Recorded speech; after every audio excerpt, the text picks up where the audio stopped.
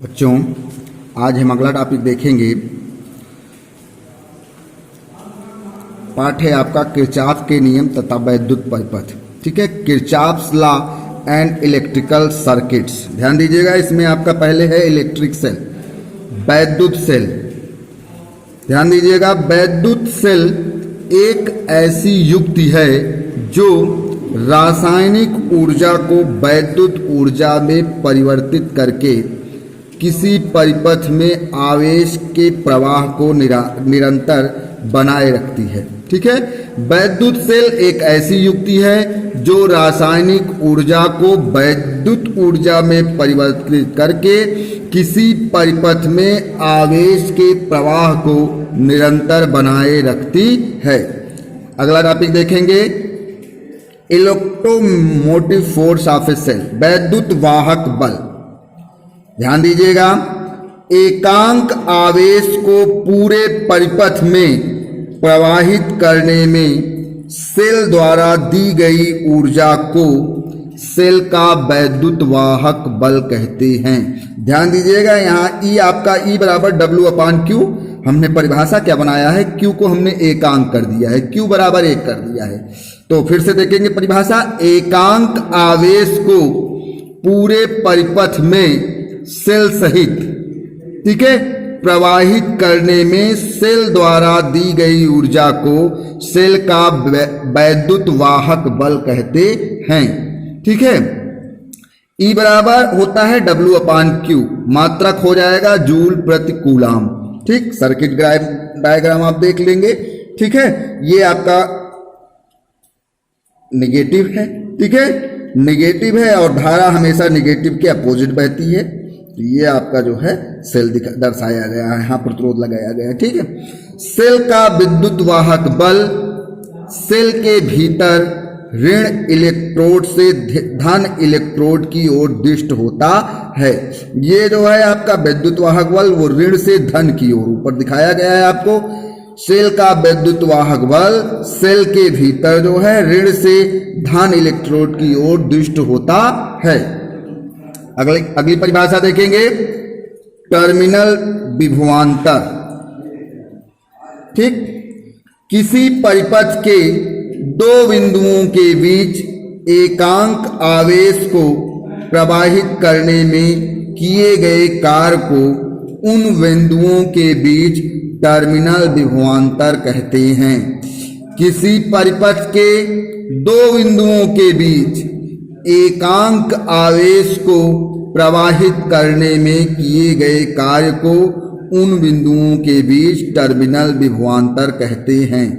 ध्यान दीजिएगा, यहाँ हमने इसको भी एकांक कर दिया। कोई भी दो बिंदु हो उसके बीच जो हम काम करेंगे वही आपका जो है टर्मिनल विभवांतर कहलाता है। E बराबर आपका होता है W/Q। इसमें हमने काम को छोटे छोटे भागों में बांट दिया है, W1 + W2 + W3 plus up to so on upon Q। W1 + W2 + W3 up to so on upon Q। तो यहां से W1/Q1 को हम V1 लिख सकते हैं। ठीक है, V बराबर आपका होता है W/Q। तो यहाँ W1/Q है, इसलिए आपका ये V1 हो जाएगा, V2 हो जाएगा, V3 हो जाएगा। इस प्रकार से हम टर्मिनल विभवांतर प्राप्त कर सकते हैं। सबको हम जोड़ करके कुल टर्मिनल विभवांतर निकाल सकते हैं। अगला देखिए, सेल का आंतरिक प्रतिरोध। ठीक है, internal resistance of cell. Cell की दोनों प्लेटों के बीच सेल के भीतर सेल की दोनों प्लेटों के बीच सेल के भीतर वैद्युत धारा के प्रवाह में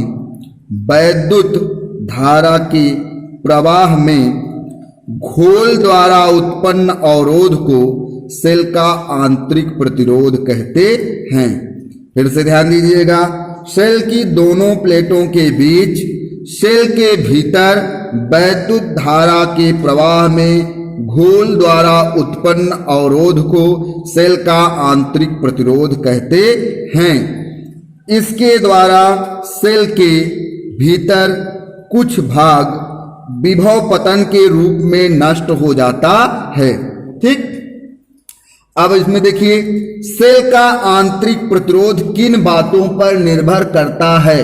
ध्यान दीजिएगा, सेल का आंतरिक प्रतिरोध निम्न बातों पर निर्भर करता है। सबसे पहला है आपका सेल के प्लेटों पर, ठीक, वैद्युत अपघट्य पर, ठीक है, और प्लेटों के बीच के क्षेत्रफल पर, इन बातों पर निर्भर करता है। तो ध्यान दीजिए, सेल का आंतरिक प्रतिरोध सेल के प्लेटों के बीच की दूरी के अनुक्रमानुपाती होता है, ठीक। सेल का आंतरिक प्रतिरोध सेल के प्लेटों के बीच की दूरी के अनुक्रमानुपाती होता है, ठीक है। अगर दूरी बढ़ती जाएगी तो आपका आंतरिक प्रतिरोध बढ़ता जाएगा।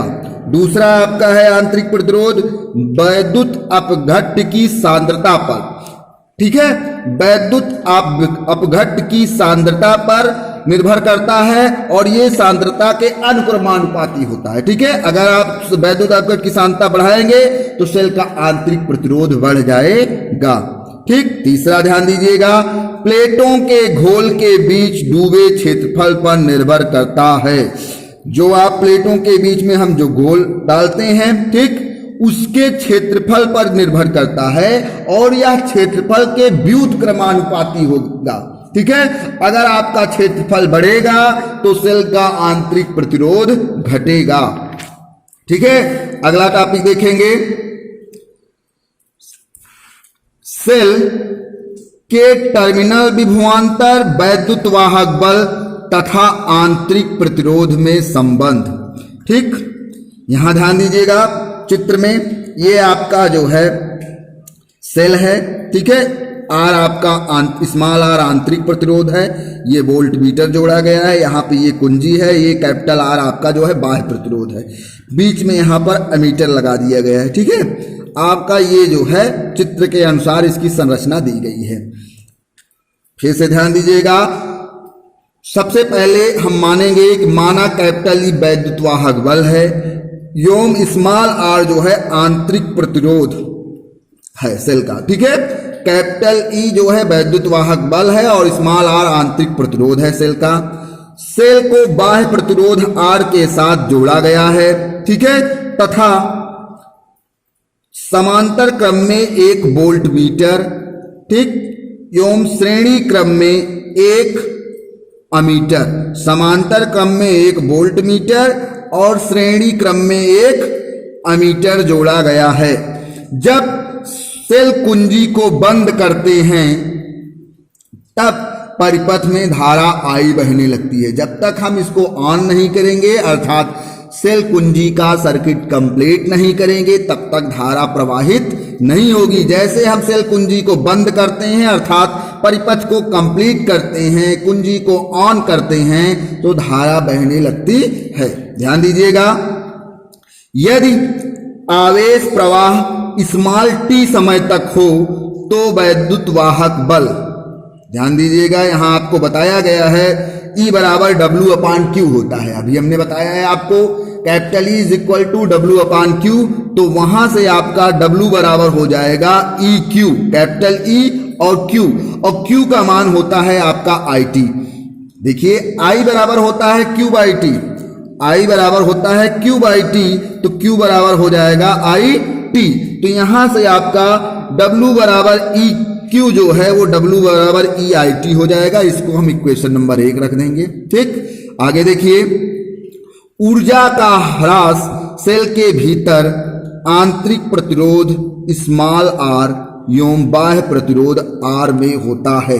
जो ऊर्जा है वो जो है नष्ट होती है, ठीक, वो आपका आंतरिक प्रतिरोध आर के कारण और बाह्य प्रतिरोध कैपिटल आर के कारण नष्ट होती है, तो हम उसको निकालेंगे, ठीक है। अतः कैपिटल आर में व्यय ऊर्जा, खर्च ऊर्जा WR बराबर होता है VIT, WR is equal to VIT। आपको बताया गया है P बराबर होता है W/T, ध्यान दीजिएगा, P बराबर W/T होता है, तो आपका जो है W बराबर हो जाएगा P इंटू T और P बराबर होता है VI, तो ये W बराबर VIT हो जाएगा, WR निकल जाएगा इक्वेशन नंबर 2। अगला ध्यान दीजिएगा, स्मॉल आर आंतरिक प्रतिरोध में ऊर्जा व्यय। जैसे हमने बाह्य प्रतिरोध में ऊर्जा व्यय निकाली, वैसे हम आंतरिक प्रतिरोध में भी निकाल लेंगे। ये आपका हो जाएगा V Q equal to V I T. ठीक है, यहां हम वी डैश रखेंगे, V dash equal to I R. ठीक, यहां आपका वी डैश हो जाएगा, वी डैश हो जाएगा वी डैश आई आर। ठीक है, वी बराबर हम वी डैश यहाँ है, वी डैश का जो हो जाएगा उसका मान हम रखेंगे वी बराबर आई आर। आर बराबर वी अपान आई होता है, तो वहां से जो हो जाएगा ये हम वी डैश के स्थान पे जो है हम रख देंगे आई आर, और ये हो जाएगा आपका W R is equal to I square small R T. Equation number 3। ठीक, कुल व्यय ऊर्जा जो बाह्य प्रतिरोध के कारण और आंतरिक प्रतिरोध के कारण जो ऊर्जा खर्च हुई है, दोनों को हम जोड़ देंगे, और दोनों को जोड़ेंगे तो हम ध्यान देंगे कि आई टी दोनों में कॉमन हो जाएगा। आई टी हम कॉमन ले लेंगे, ब्रैकेट में आपके बचेगा capital V plus I R. Equation number 4। अब हम इक्वेशन नंबर 1 को देखेंगे। ठीक, वैद्युत वाहक की बल की परिभाषा से हमने जो कार्य प्राप्त किया है और हम जो कुल व्यय ऊर्जा प्राप्त कर रहे हैं, तो इक्वेशन और 1 और 4, समीकरण 1 और 4 से दोनों आपका जो है इक्वल हो जाएगा। तो यहां से ध्यान दीजिएगा, ये हो जाएगा समीकरण 1 और 4 से। ठीक, कुल व्यय ऊर्जा जो है वो वैद्युत वाहक बल उत्पन्न करने में जो कार्य हो रहा है उसके बराबर होगी।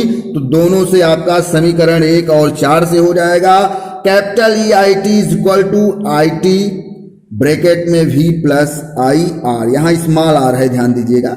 ठीक है, और ये हो जाएगा दोनों तरफ से आई टी आपका कैंसिल आउट हो जाएगा। ये हो जाएगा आपका capital E is equal to capital V plus I R. ठीक, capital E is equal to V plus I R, ये आपका सूत्र है, इसको याद कर लेंगे। और इसको हम लिख सकते हैं capital V is equal to E minus I R. Equation number 4 हो गया, इसको हम 5 लिख देंगे।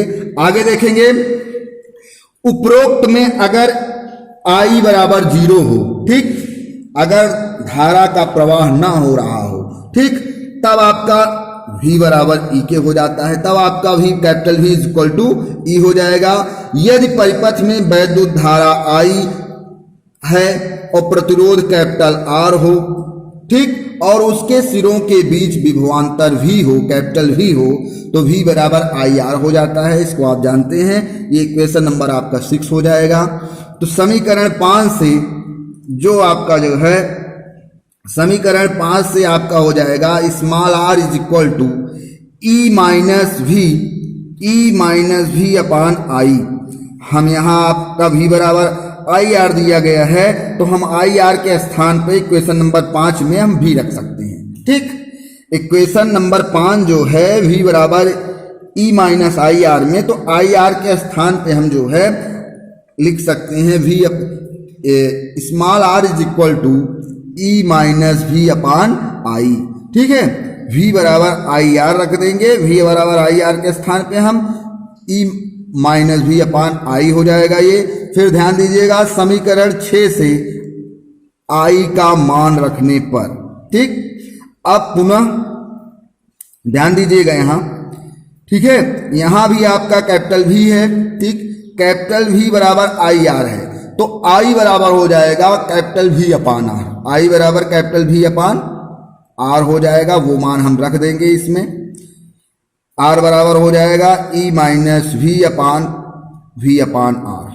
ठीक, यहाँ आप समझेंगे, यहाँ आपका V बराबर E माइनस आई आर है, यहाँ आई आर के स्थान पे हमने कैपिटल V रख दिया है। ठीक है, समीकरण 5 से। और ये आपका जो है वो बाह्य प्रतिरोध के लिए है, V बराबर आई आर, और ये यहाँ आंतरिक प्रतिरोध के लिए हमने मान रखा है I R is equal to capital V। ठीक, तो V बराबर आई आर हो जाएगा और R बराबर हो जाएगा E minus V upon I. ठीक है, अब हम I का मान रख देंगे, small r is equal to E minus V upon V R. ठीक, अब हम क्या करेंगे, सॉल्व करेंगे, ध्यान दीजिएगा।